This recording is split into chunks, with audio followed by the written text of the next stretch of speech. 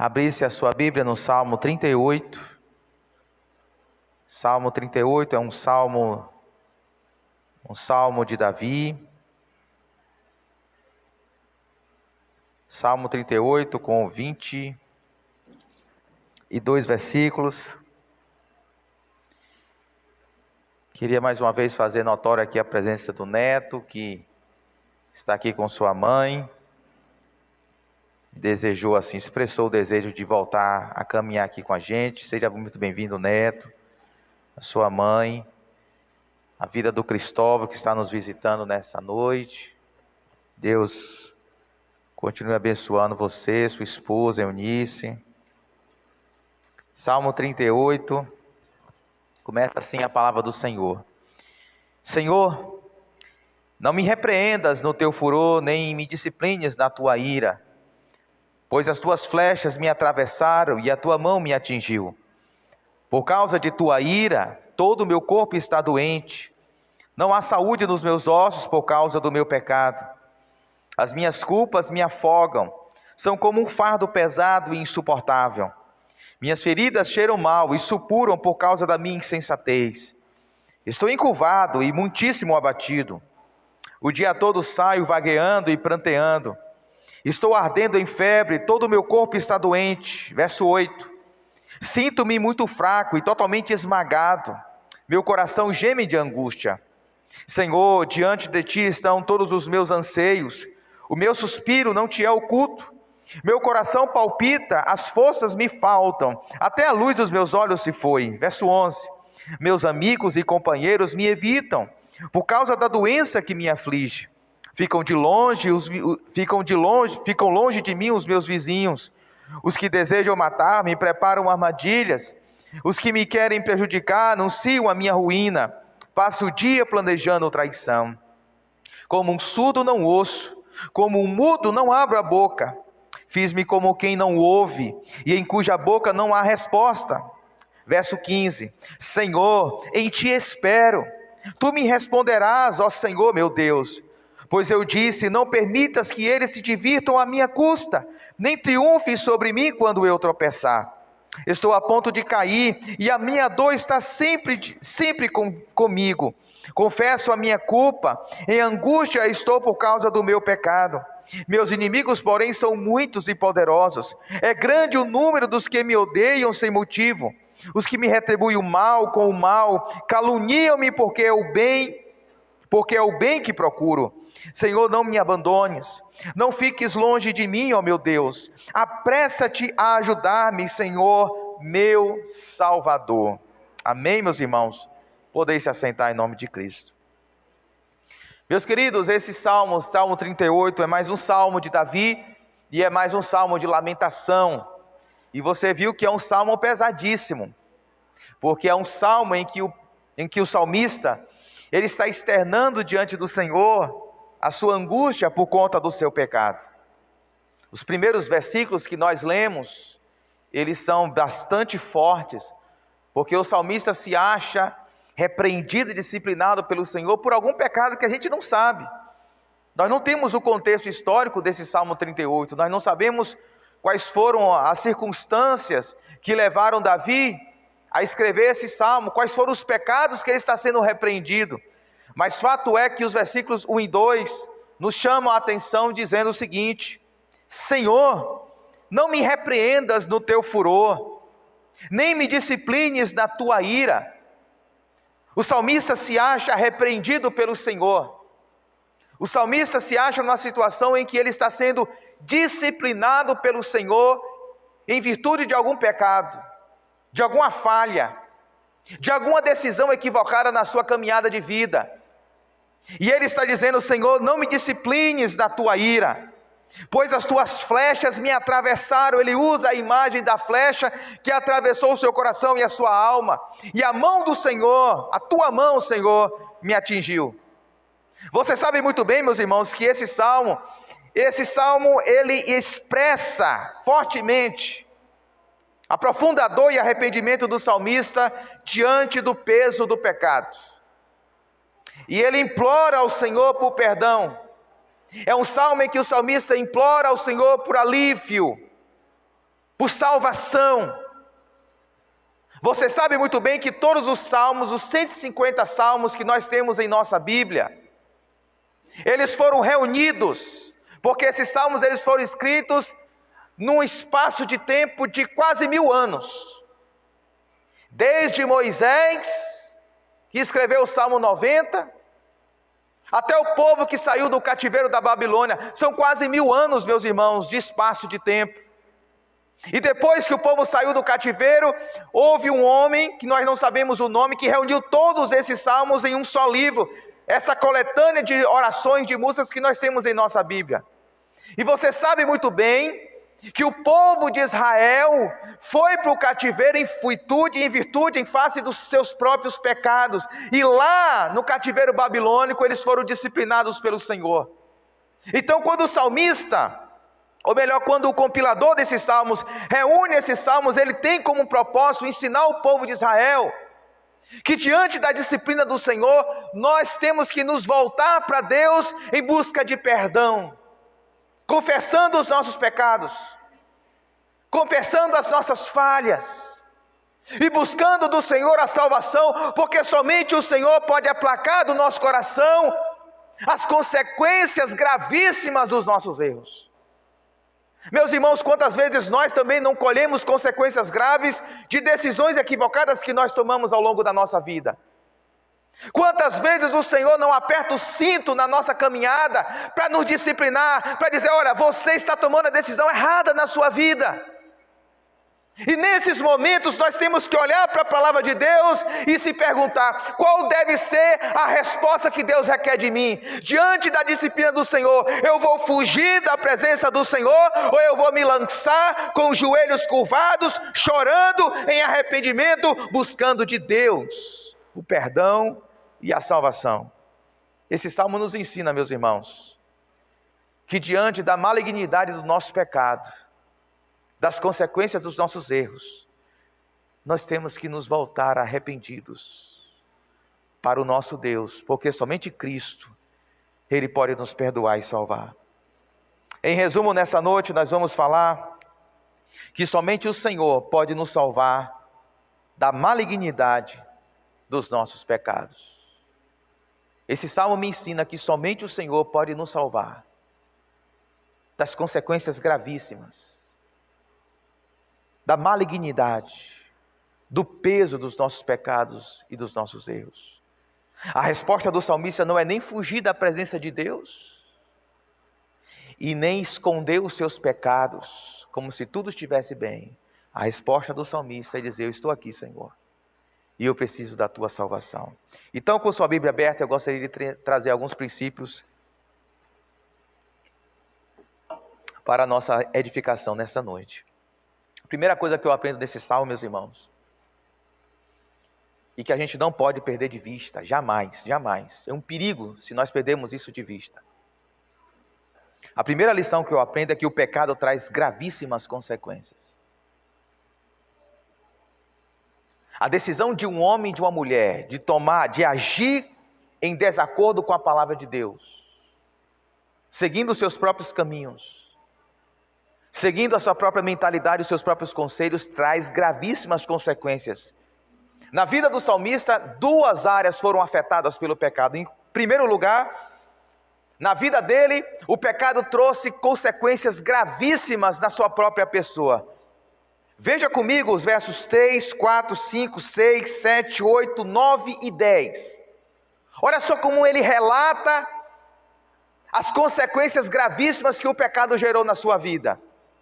O verso 3 ele diz, por causa da tua ira, todo o meu corpo está doente, não há saúde nos meus ossos, por causa do meu pecado. Verso 4, as minhas culpas me afogam. Quando as culpas do pecado já vão inundando as nossas vidas, e as águas do pecado vai chegando no nariz, e nós nos vemos afogados. São como um fardo pesado e insuportável. O pecado gera peso. O pecado é uma mochila pesada que nós carregamos nas costas, e é por isso que muitas das vezes nós nos cansamos na caminhada cristã, chegamos em determinado momento da nossa trajetória desmotivados, desencorajados, viemos em momentos como esse e nada sentimos, nada percebemos. Porque o pecado, ele sufoca, o pecado gera peso, o pecado é um fardo pesado. Verso 5, minhas feridas cheiram mal e supuram por causa da minha insensatez. Estou encurvado e muitíssimo abatido, estou triste, estou desmotivado, não tenho vontade de ir ao templo, não tenho vontade de ler a palavra, não tenho vontade de adorar o Senhor, eu estou abatido. E ele diz, estou muitíssimo abatido, o dia todo saio vagueando e pranteando. Verso 6, verso 7 ainda, estou ardendo em febre, todo o meu corpo está doente. Verso 8, sinto-me muito fraco e totalmente esmagado. Meu coração geme de angústia. Às vezes nós estamos tomando decisões erradas na nossa vida.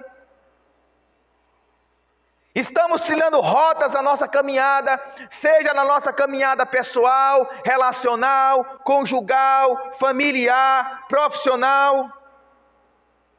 Estamos vivendo a nossa caminhada de vida no modo automático, negligenciando a voz de Deus, tomando decisões precipitadas, pensando, agindo, sentindo de forma oposta aos conselhos de Deus. Estamos em pecado.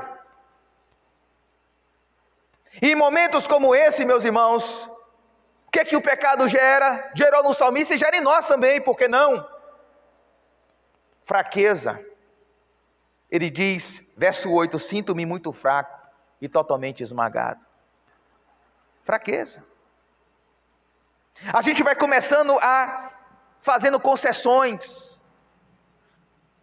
Passa um dia sem meditar na palavra, passa um dia sem oração, e aí de um dia a gente passa para 2, de 2 dias a gente passa para uma semana, de uma semana a gente passa para um mês, e a gente vai vivendo, frequentando cultos, achando que as coisas acontecem de maneira automática, e não acontece. A caminhada cristã é a luta, meus irmãos, porque nós ainda estamos na natureza adâmica dentro de nós, o nosso coração é enganoso.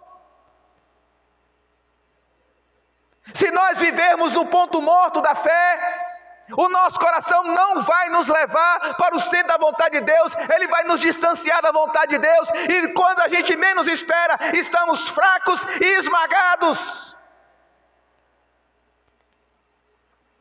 Verso 9, Senhor, diante de ti estão todos os meus anseios, e meu suspiro não te é oculto. Verso 10, meu coração palpita, ele diz categoricamente, as forças me faltam.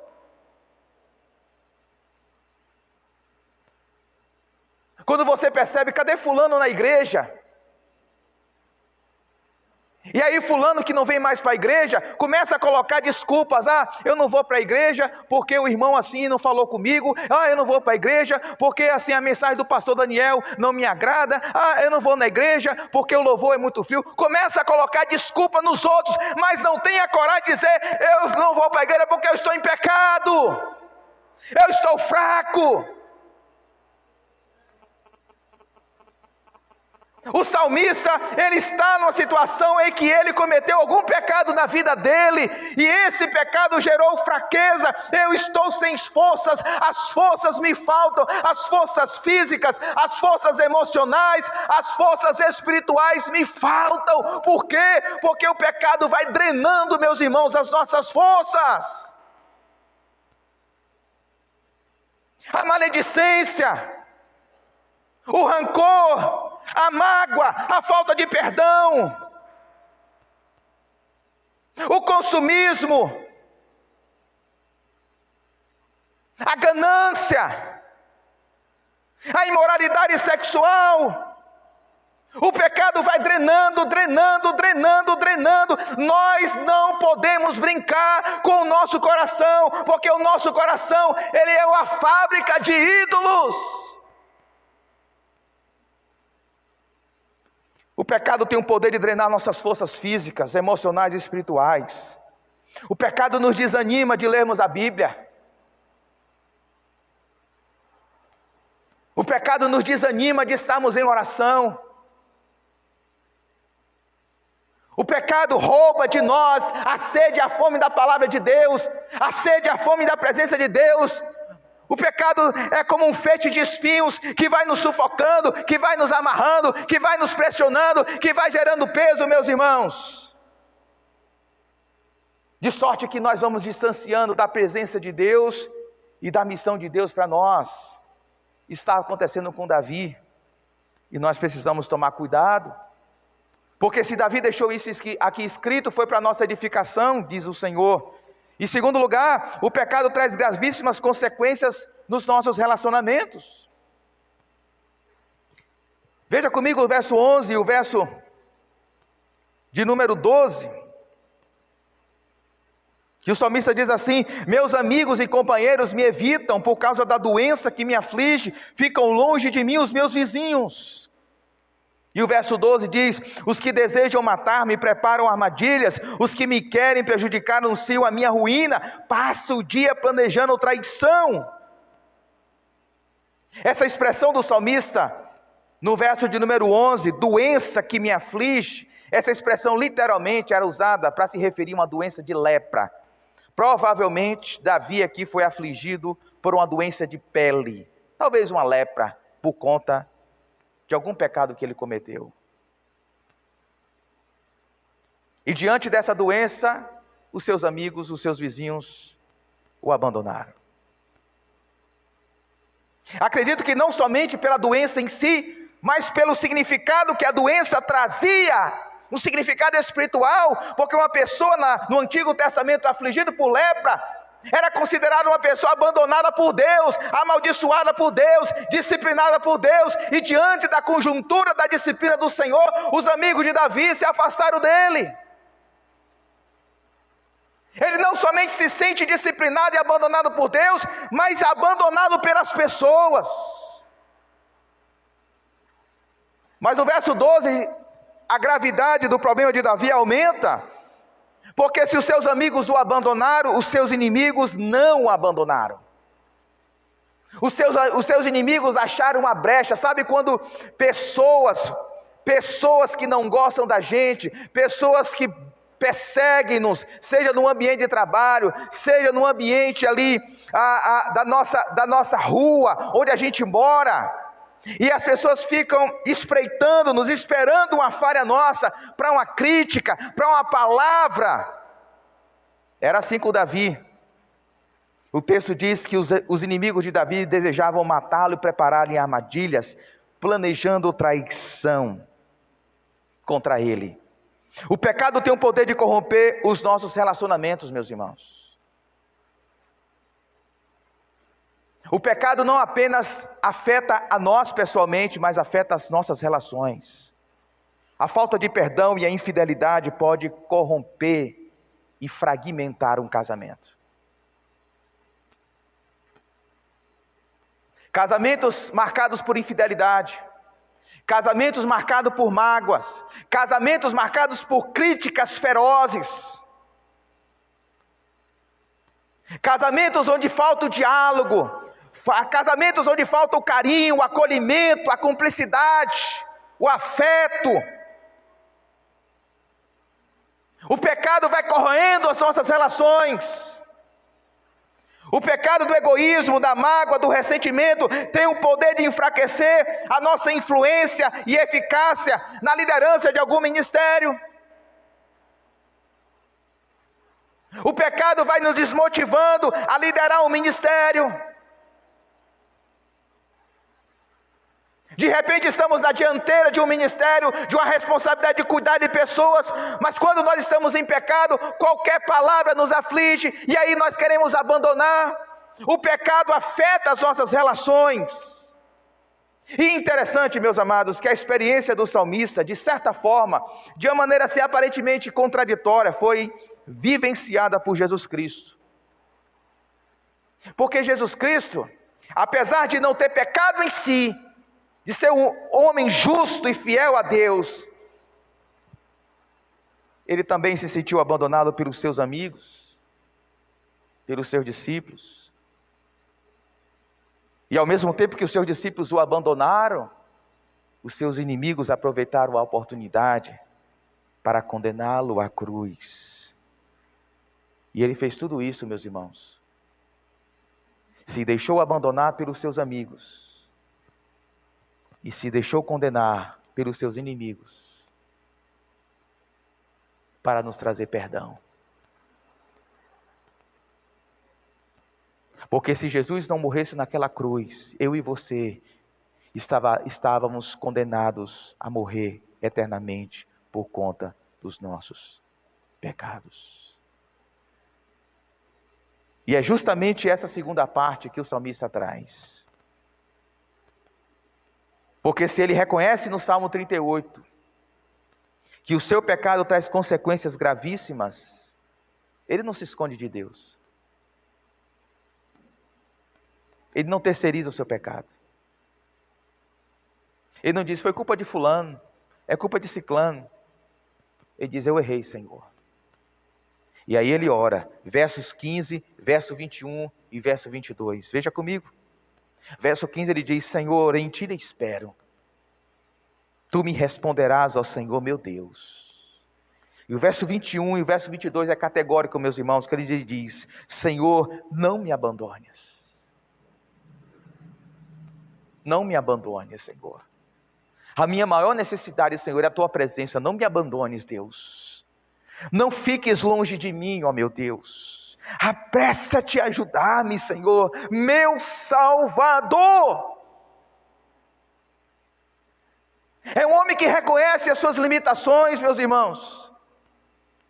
É um homem que reconhece os seus erros. É um homem que aceita a disciplina do Senhor. É um homem que coloca para fora a sua dor, a sua angústia, a sua aflição. Mas é um homem que se volta para Deus. É isso que nós precisamos voltar todos os dias, meus irmãos. Diante dos nossos erros, diante das nossas falhas, nós não precisamos criar armaduras espirituais para nos escondermos e nos defendermos dos nossos erros. Nós não podemos nos esconder, meus amados irmãos, da presença do nosso Senhor Jesus Cristo. Nada que eu faça, nada que você faça, que por mais escandaloso que seja, não foi levado e carregado naquela cruz. Jesus Cristo é o nosso Salvador e Ele carregou sobre si todas as nossas transgressões. Louvado seja Deus. Não há pecado que Jesus não perdoou na cruz. O salmista ora ao Senhor e ele diz, apressa-te a ajudar-me, Senhor, porque Tu és o meu Senhor, Tu és o meu Salvador, Tu és o meu Redentor, Tu és aquele que está do meu lado, Tu és aquele que me resgata. Louvado seja Deus.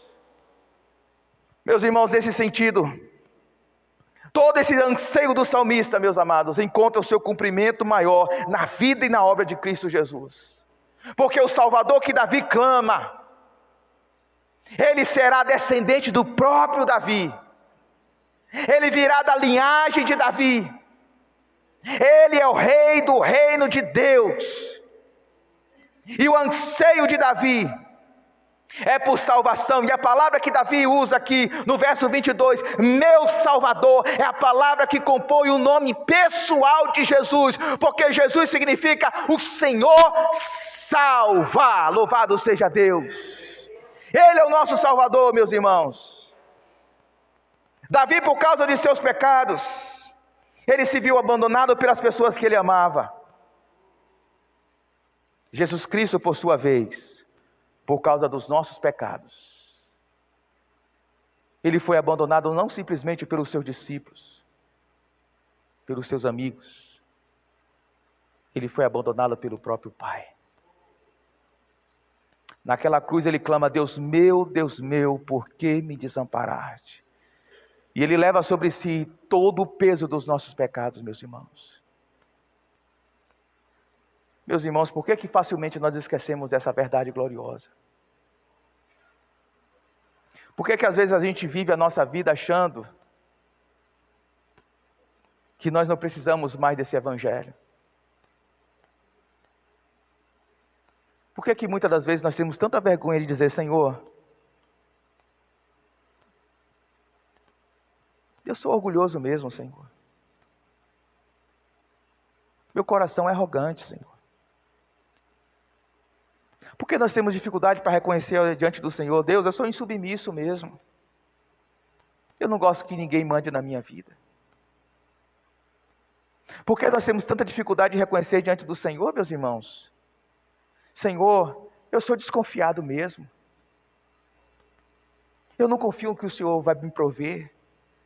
Eu não confio que o Senhor vai cuidar da minha vida. Eu acho, Senhor, sinceramente, sabe o que eu acho? Eu acho que se eu pegar R$100 e investir no teu reino, vai faltar para mim. Eu tenho dúvida, Senhor. Por que a gente não fala isso para Deus, meus irmãos? Por que a gente acha que é melhor do que Davi?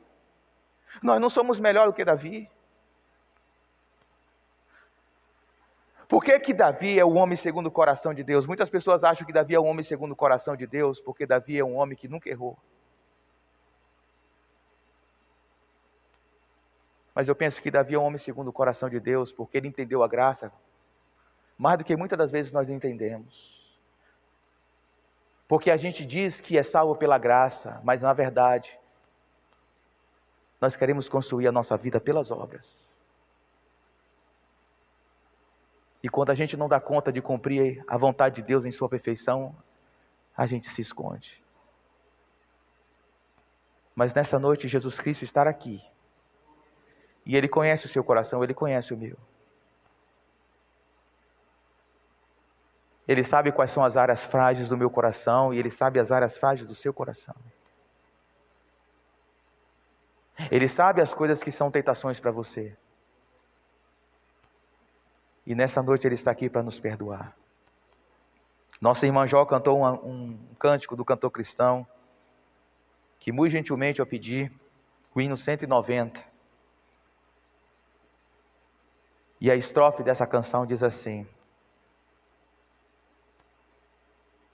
veio Jesus a este mundo vil, para buscar-te a ti. Foi rejeitado por gente hostil, para salvar-te a ti. Glórias ali no céu deixou, ingratidão no mundo achou. Tudo Ele fez, porque te amou, para salvar-te a ti. O teu castigo Jesus levou, para salvar-te a ti. Tudo na cruz Ele consumou, para salvar-te a ti. Quem dentre os homens compreendeu todas as dores que sofreu, a condição em que morreu, para salvar-te a ti. Feche os seus olhos, vamos orar ao Senhor. Eu não peço que você faça isso aqui agora, mas hoje é quarta-feira, estamos praticamente no meio da semana. Não deixe essa semana passar sem que você tenha um tempo diante do Senhor, em que você possa fazer uma oração parecida com a que Davi fez aqui no Salmo 38. Meu Deus e meu Pai que estás nos céus,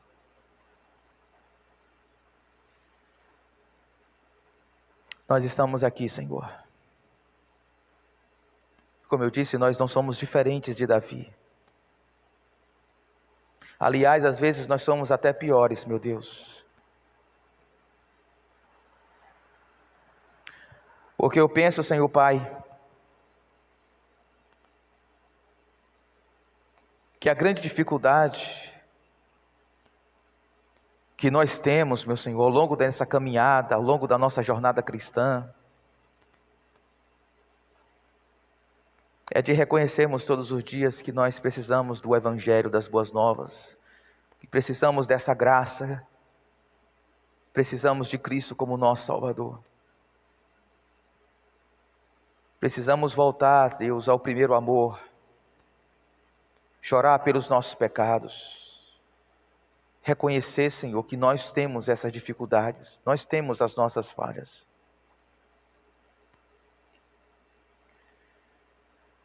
Às vezes nós achamos que é fraqueza reconhecer as nossas falhas, meu Deus. Então simplesmente nós as escondemos. Criamos um personagem. Criamos, meu Deus, uma configuração para que as pessoas olhem para nós e nos vejam pessoas fortes, pessoas maduras, pessoas sábias. Mas nós temos as nossas fraquezas, meu Senhor. Por isso nós clamamos nessa noite: apressa-te. Apressa-te em salvar-nos, meu Deus. Não deixa, Senhor, que as nossas vidas espirituais, as nossas vidas pessoais ou relacionais sejam marcadas pela dureza do nosso coração, Pai. Ô Jesus Cristo, o Senhor carregou sobre si a vileza, a maldade do meu coração. O Senhor sabe que o meu coração é mau. O Senhor sabe que o meu coração é duro, Senhor. O Senhor sabe que o meu coração ele é enganoso. O Senhor sabe que o meu coração constantemente tenta me convencer de que eu não preciso dessa graça, que eu não preciso das boas novas. O meu coração, Senhor, constantemente tenta me convencer de que eu sou bom, de que eu consigo dar conta, de que eu sou forte. Mas nós nesta noite queremos reconhecer que nós somos completamente dependentes da Tua graça e do Teu perdão, Senhor. Renova as nossas forças, perdoa as nossas fraquezas, nos ajude a lutar contra o pecado, nos ajude, Senhor, a olhar para nós mesmos e diagnosticarmos os nossos pecados, nos ajude a sermos sinceros e transparentes diante do Senhor.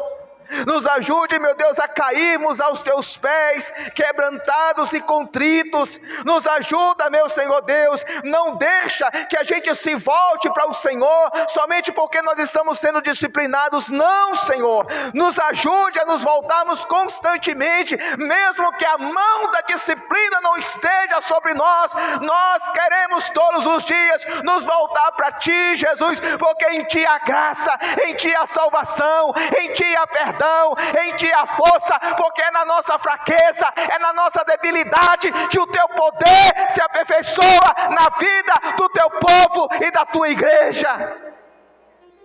Enquanto nós estivermos, meu Senhor Deus, endurecidos, achando que somos fortes, achamos que nós somos fortes, achamos que nós somos fortes, não há espaço para a Tua graça, não há espaço para que o Senhor nos renove, nos recobre.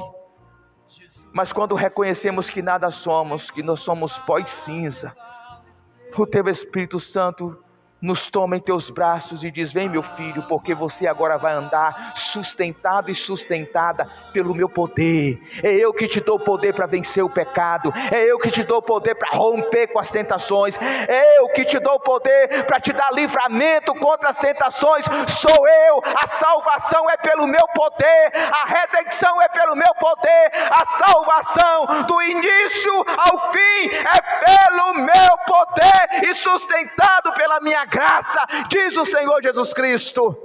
Nos ajuda, Senhor Deus, nos ajuda a entender isso e a se render à mensagem do Evangelho, que diz que tudo, Senhor, que diz respeito à nossa salvação, nós dependemos única e exclusivamente do Senhor.